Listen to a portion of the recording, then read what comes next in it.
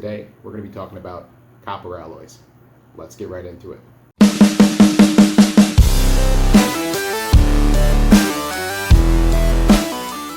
First up is CDA 110. This is almost a pure copper. It's used in electrical applications like electrical wiring.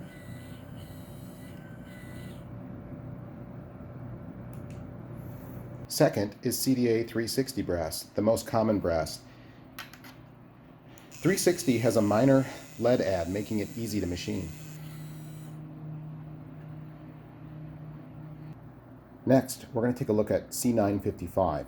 This is a nickel aluminum bronze. This is used for bearing applications and for seawater applications.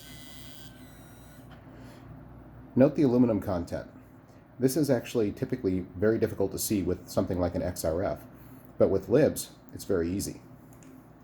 The fourth and final alloy today is CDA 510, which is an example of a phosphorus bronze.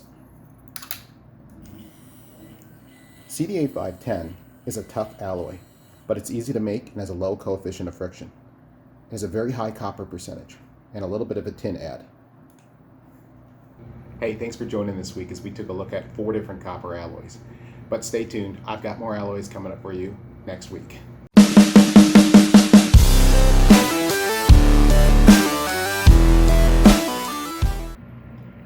But Nate, how about 260 brass? Well, we've got some right here. Let's test it.